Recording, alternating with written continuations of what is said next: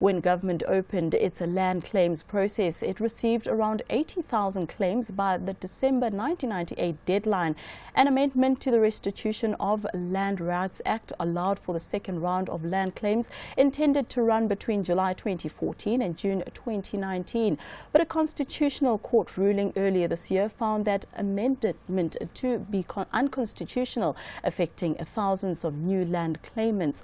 Joining us from our Cape Town studios is Annelize Crosby, Legal and Policy Advisor to Agricultural Industry Organization Agri SA. A very good afternoon to you, Annelize. So how many claims have been lodged during the second round, and what will happen to these claims given this recent ruling? Around 165,000 new claims have been lodged. That's since July of 2014. What will happen now, following the Constitutional Court judgment, is that these claims will remain in the system. They remain valid, but the Land Claims Commission has been interdicted from dealing with these claims until such time as they have either finalized all the old order claims or new legislation has been passed by Parliament to once again reopen the land claims process. So for now, all the Land Claims Commission is allowed to do is to acknowledge receipt of these claims. So how much would you say government has spent so far on these land claims, and what is the kind of budget needed in order to complete another round of land claims? Thus far as I could find out, around 30.8 billion rand has been spent on restitution. The estimates were, when the reopening happened, that around 180 billion rand would be required to deal with all the new claims.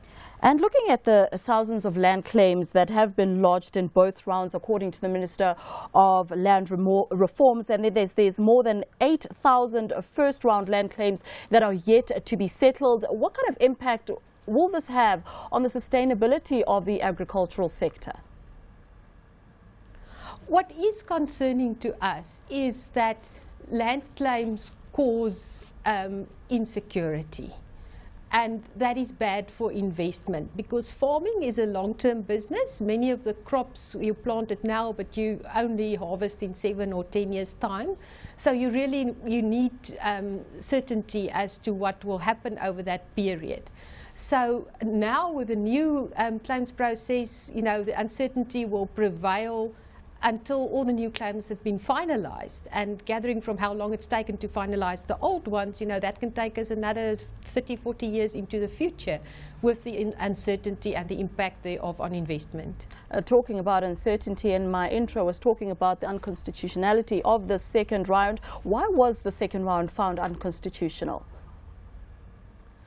It was basically on procedural grounds that the Constitutional Court ruled the Amendment Act unconstitutional.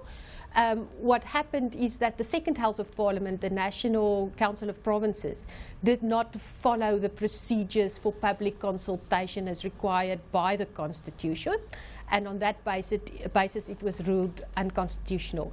The reason, however, why the applicants took the matter to court in the first place is because they were not happy that the old order claims were being prioritized properly in the Amendment Act. So they were worried as to what was going to happen to the old claims.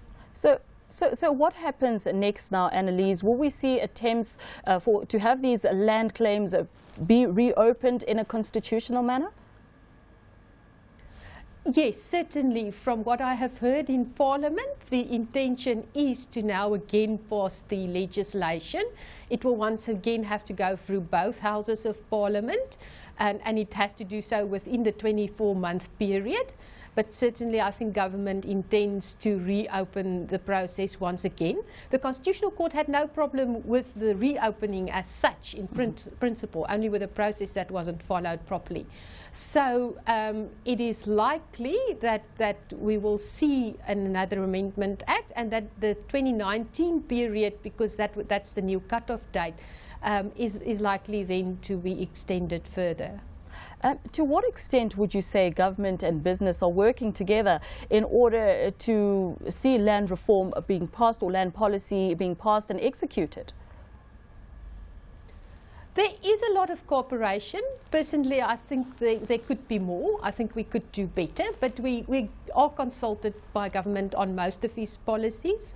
On some, we have managed to influence the outcomes of the policies, on others not. There are a couple of policies or draft policies that we're still quite concerned about. As far as the execution is concerned, some of the Agri SA affiliates, such as Grain SA and the wool growers, partner with government to assist them in getting the emerging farmers productive and making sure that land reform is a success.